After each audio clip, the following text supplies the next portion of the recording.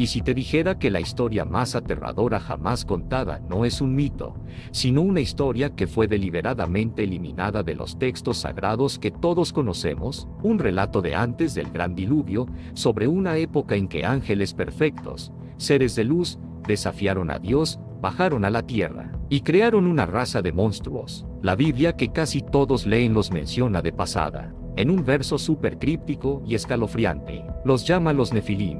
La Biblia dice que eran héroes de la antigüedad, hombres de renombre, pero tradiciones antiguas dicen que su existencia desató una maldad tan profunda que el cielo tuvo que lanzar un diluvio para limpiar el mundo entero. Pero los detalles más locos de su origen y su destino no están en las páginas que conocemos. Están escondidos en un texto antiguo, un libro que los primeros cristianos leían, pero que al final fue considerado demasiado polémico, quizás demasiado peligroso, para entrar en la Biblia oficial, el libro de Enoc. Esta noche, vamos a abrir esas páginas prohibidas. Vamos a desenterrar una verdad que ha estado en la sombra durante milenios. Esta es la crónica de los vigilantes. La saga de los gigantes que se comieron el mundo y la razón por la que un diluvio apocalíptico se convirtió, para Dios, en una terrible necesidad. Esta es la historia que estuvo oculta por siglos. El secreto más oscuro de los ángeles caídos. Un mundo puro y la rebelión en el cielo. Para entender lo duro que fue esta caída, primero imagina el mundo en sus inicios. Una tierra joven, pura, donde la humanidad empezaba a crecer bajo la mirada silenciosa del cielo. Allá arriba, había ángeles con trabajos específicos. Entre ellos, un grupo conocido en el libro de Enoc como los vigilantes. Su misión era sagrada y simple: observar a la humanidad, guiarla de lejos, pero nunca, bajo ninguna circunstancia, interferir directamente. Eran los guardaespaldas silenciosos de la creación. Pero mirar se convirtió en una obsesión. El libro del Génesis, en el capítulo 6, nos da una pista súper rara de lo que pasó cuando los hombres comenzaron a multiplicarse sobre la tierra y les nacieron hijas. Los hijos de Dios vieron que las hijas de los hombres eran hermosas, y tomaron para sí mujeres, de entre todas las que les gustaban. ¿Quiénes eran estos hijos de Dios? Durante siglos, la gente ha debatido esto. Algunos dicen que eran los descendientes buenos de Set, el hijo de Adán. Pero una tradición mucho más antigua, la del libro de Enoc, da una respuesta más literal y siniestra: eran ángeles, seres del cielo que abandonaron su puesto, su hogar y su propósito, consumidos por un deseo prohibido. El libro de Enoc, un texto de siglos antes de Cristo encontrado en parte en los rollos del Mar Muerto, convierte ese pequeño verso en una tragedia épica. Según cuenta, no fue algo impulsivo, fue una conspiración. Un ángel de alto rango llamado Semyasa fue el primero que lo dijo en voz alta. Vio la belleza de las mujeres mortales y la deseó, pero tenía miedo de hacerlo solo y ser el único castigado por un pecado tan grave. Así que fue a hablar con sus colegas, los otros 200 vigilantes. Les contó su plan y plantó la semilla de la rebelión.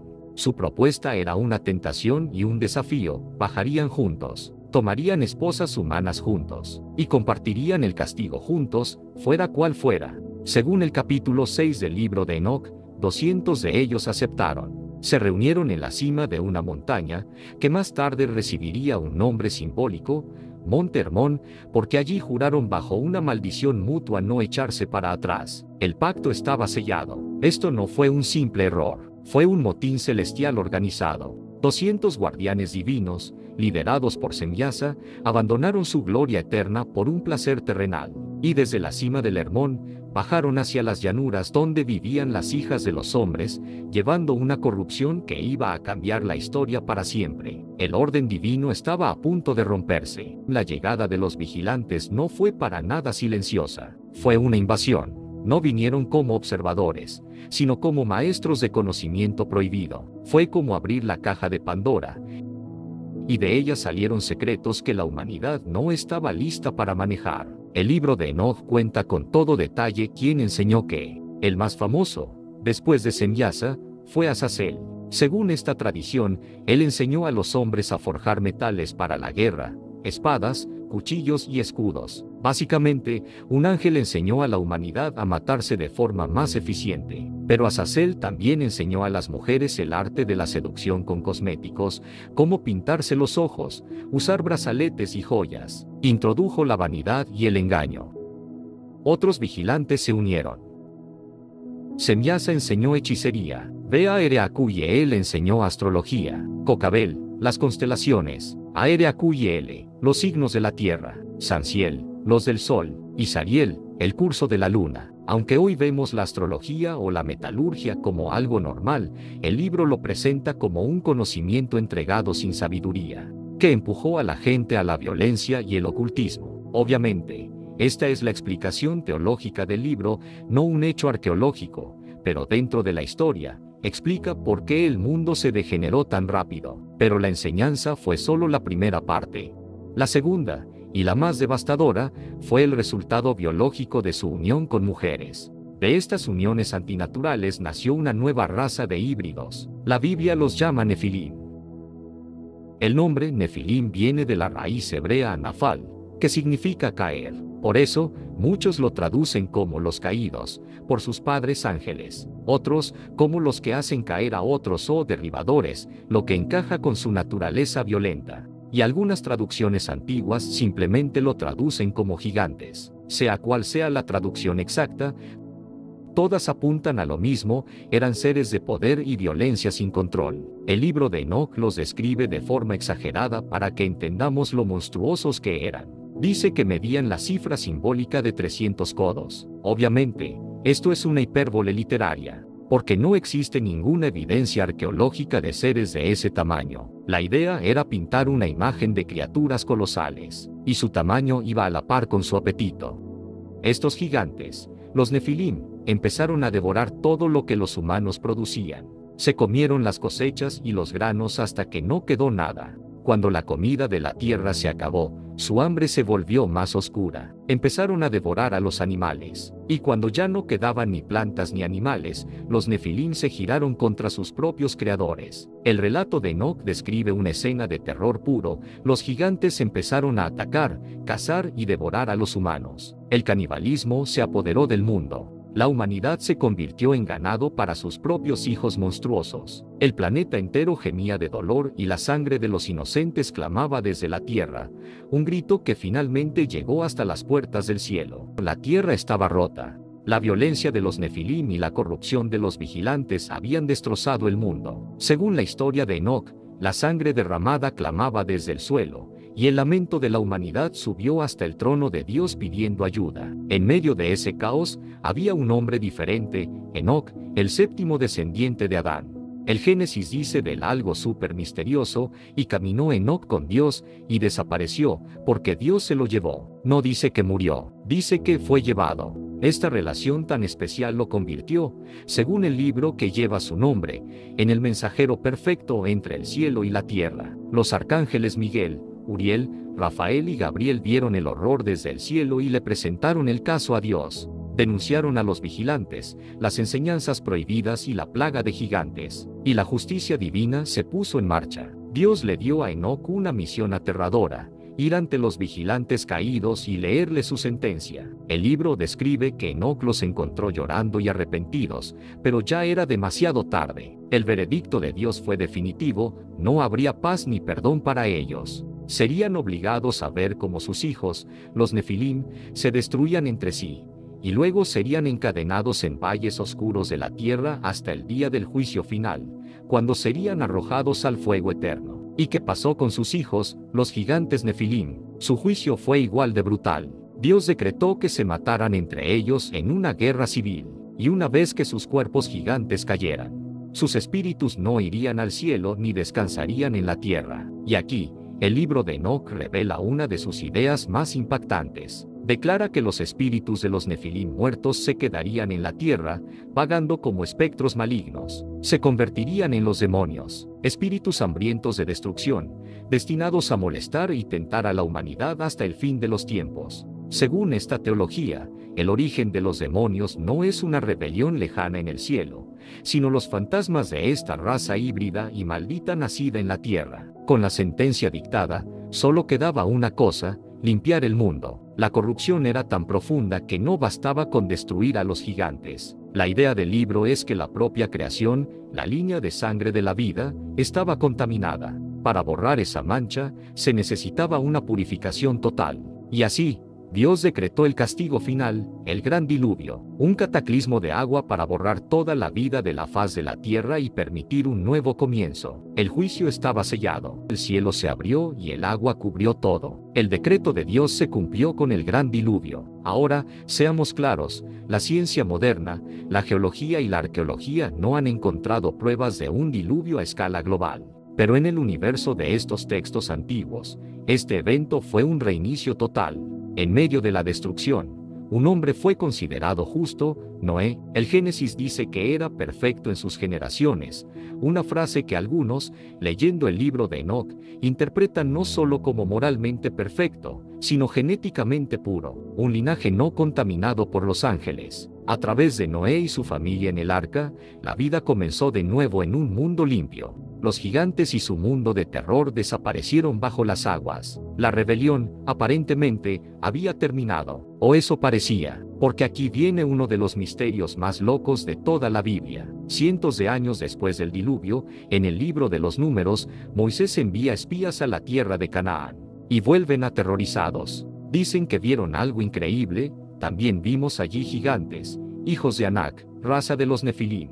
A su lado, nos sentíamos como langostas. Esta frase es una bomba. ¿Cómo podía haber descendientes de los Nefilim si todos murieron en el diluvio? Hay varias teorías, ninguna confirmada. Algunos expertos creen que los espías estaban exagerando, usando el nombre legendario Nefilim para decir que los cananeos eran muy altos y daban miedo. Otros proponen que Nefilim se había convertido en una palabra común para gigante. Pero hay teorías más literales, aunque son solo hipótesis religiosas sin pruebas. Una dice que la invasión de ángeles pudo haber ocurrido de nuevo, a menor escala. Otra sugiere que el gen gigante sobrevivió a través de una de las esposas de los hijos de Noé. La Biblia no lo aclara, dejando una pregunta en el aire.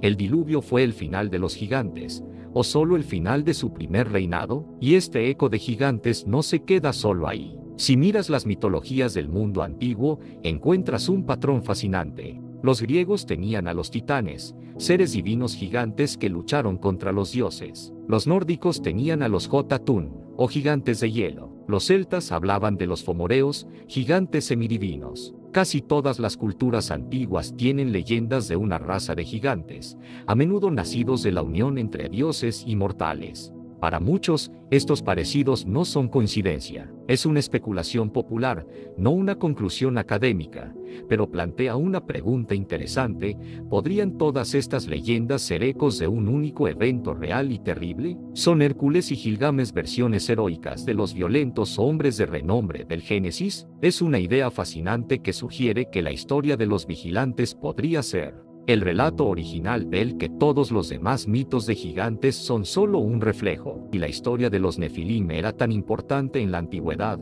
¿por qué fue excluida de la Biblia de la mayoría de las religiones? ¿Fue una conspiración para ocultar una verdad peligrosa? La realidad histórica es más compleja. La Biblia no se formó de la noche a la mañana. Fue un proceso de siglos. Los líderes religiosos usaban criterios estrictos. ¿Fue escrito por un apóstol o alguien cercano? ¿Era coherente con los otros textos? ¿Lo usaban la mayoría de las comunidades? El libro de Enoc, aunque popular, tenía problemas. Su autoría era anónima, aunque se atribuyó al Enoc original para darle autoridad.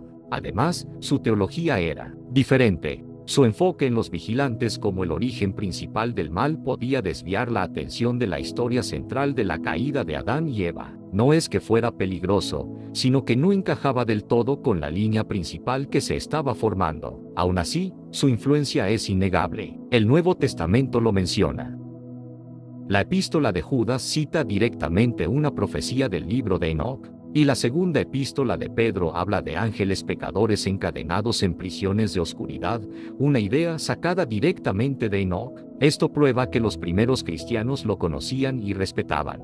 Durante más de 1.0 años, el libro se dio por perdido en Occidente, pero sobrevivió, casi de milagro, porque la Iglesia Ortodoxa etíope siempre lo consideró sagrado y lo preservó. Luego, en 1947, el descubrimiento de los rollos del Mar Muerto sacó a la luz fragmentos del libro en su idioma original, confirmando lo antiguo que era. El libro prohibido había vuelto, y con él resurgió su advertencia más escalofriante. Jesús, hablando del fin del mundo, dijo una frase enigmática, como en los días de Noé, así será la venida del Hijo del Hombre. La interpretación común es que la gente vivía su vida normal, sin prestar atención al juicio que venía. Pero a la luz del libro de Enoc, algunos intérpretes ven un significado más oscuro. Sí, los días de Noé se caracterizaron por la mezcla de lo celestial y lo terrenal, y la presencia de híbridos. ¿Estaba Jesús advirtiendo que esos mismos eventos se repetirían? ¿Una nueva era de engaño y transgresiones que desafiarán lo que significa ser humano? Esa es la pregunta que nos deja el legado de los Nefilim.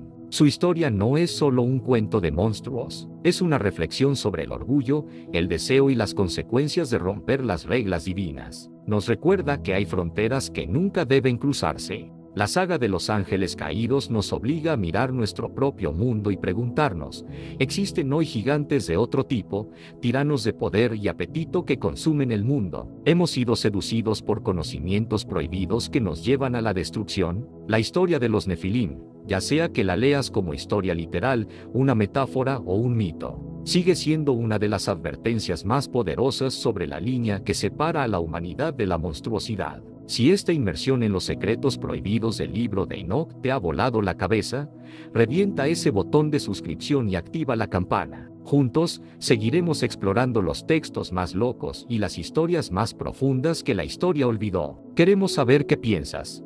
¿Crees que la historia de los Nefilim es un relato literal, una metáfora increíble, o el eco de un pasado olvidado? ¿Y qué otro misterio antiguo quieres que investiguemos? Déjalo en los comentarios. Tu opinión nos ayuda a seguir desenterrando estas fascinantes verdades ocultas.